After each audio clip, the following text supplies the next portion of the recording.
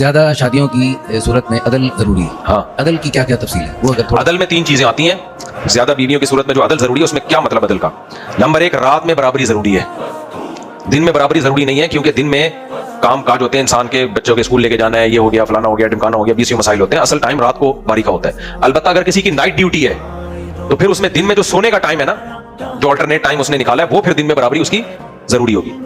دن میں رات میں برابری کا مطلب کیا ہے؟ جتنی راتیں ایک زوجہ کے ساتھ گزاری ہیں اتنی ہی راتیں دوسری بیوی کے ساتھ گزارنی پڑیں گی.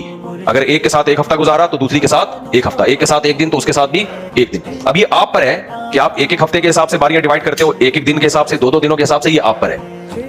اگر کسی دفعہ کوئی مجبوری میں ایک بیوی کے دن کے گھر دوسرے دن بھی ٹھہرنا پڑ گیا، جیسے وہ بیمار ہے مثلا، تو وہ باری پھر آپ اگلی دفعہ اس کی مس کر دیں گے، کیونکہ اس کو ایڈوانس میں ایک باری مل گئی. بالکل قرضے کی طرح ہے. میرا ایسے حساب چل رہا ہوتا ہے، ایڈوانس باری آ گئی ہے، قرض لون والی باری چل رہی ہے، ایڈوانس والی باری ہے کہ ایڈوانس آ گئی وغیرہ وغیرہ، بڑا مینج کر کے چلنا پڑتا ہے. تو رات میں برابری ضروری. نمبر 2، جو نان نفقہ ہے نا، نان نفقے میں 3 چیزیں آتی ہیں: رہائش، خوراک اور لباس.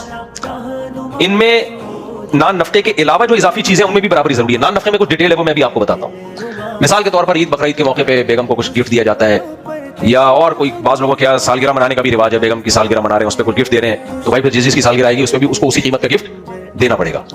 جو اضافی چیزیں ہوتی ہیں نا نان نفقے پہ، ابھی میں آ رہا ہوں، اس میں ڈیٹیل ہے. کوئی بھی اضافی چیز، ایک بیگم کو آپ نے پیزا کھلایا ہے تو دوسری کو بھی پیزا نہ ہو، اس قیمت کی کوئی بھی چیز، وہ زبردستی پیزا نہیں ٹھوسے، اس کا دل نہیں کر رہا پیزا کھانے کا. ایک کو آپ لے گئے کہیں ہائی وے پہ کھانا کھلانے کے لیے، تو جس مالیت کا کھلایا ہے اتنا اس کو الگ سے دینا پڑے گا.